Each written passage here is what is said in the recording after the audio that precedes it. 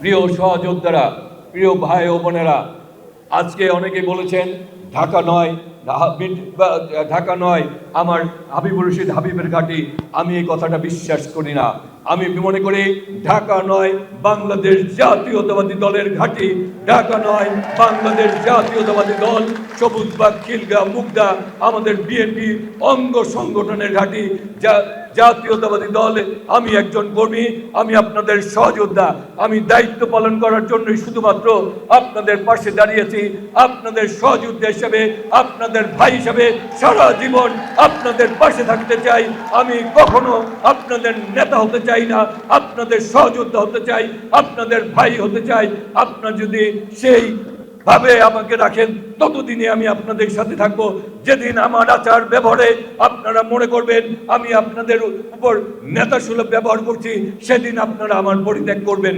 আমি যতদিন আপনাদের সহযোদ্ধায় থাকবো, ততদিনই আপনারা আমাকে ভালোবাসবেন। অনেক অনেক রক্তের বিনিময়ে আমরা এই দেশে স্বৈরাচারকে হটিয়েছি। আমাদের সহযোদ্ধাদের রক্তে বীর ঢালাকালো রাজপথ রঞ্জিত আমাদের সহযোদ্ধাকে আমরা হারিয়েছি। আমাদের সহযোদ্ধারা গুম রয়েছে, আমাদের সহযোদ্ধা পঙ্গুত্ব বরণ করেছে, আমাদের অনেক সহযোদ্ধার জীবন নষ্ট হয়ে গেছে। আমরা আমাদের আজকে বিগত দিনের কথা ভুলে গেলে চলবে না। আমি হাবিবুর রশিদ হাবিব কোনোদিন এই জাতীয়তাবাদী দল কোন সিদ্ধান্ত দিয়েছে, সেই সিদ্ধান্তের বিরোধিতা কোনোদিন করি নাই। নিজের ক্ষতি করে সেই দলের বিপক্ষে কোনোদিন যাই নাই। আগামী দিনও কথা দিচ্ছি, দল যখন কোন সিদ্ধান্ত দিবে, সেই সিদ্ধান্ত যদি ব্যক্তিগতভাবে আমি ক্ষতিগ্রস্ত হই, তারপরে দলের সিদ্ধান্ত সব সময় মাথা পেতে নিব। বিগত নিয়েছে, আগামী দিনও নিব। ভাই ও বোনেরা, দলের আদর্শের সহযোদ্ধারা, আমরা অনেক কষ্টে, আমাদের মাটি ছিল কর্কশ, আমাদের মাটি ছিল অত্যন্ত কঠিন একটা মাটি ছিল। সেই মাটিতে আমরা ভুলেই গিয়েছিলাম আমরা ধান চাষ করার জন্য আমাদের সেই পলিকে আমরা চাষ করতে পারবো কিনা। অনেক রক্তের বিনিময়ে আমরা আমাদের মাটিকে চাষ করার উপযোগী বানিয়েছে। সেই মাটিতে আপনারা রক্ত দিয়ে, আপনারা ঘাম দিয়ে সেই মাটিকে আপনারা চাষ করার উপযোগী বানিয়েছেন। মাটি নরম হয়েছে, মাটিতে আপনারা চাষ করেছেন, মাটিতে বীজ বপন করেছেন।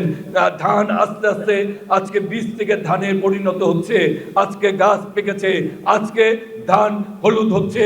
আগামী দিনে আপনাদের কর্মকাণ্ডের উপর নির্ভর করে সেই ধান আপনারা গোলায় তুলতে পারবেন কি পারবেন না।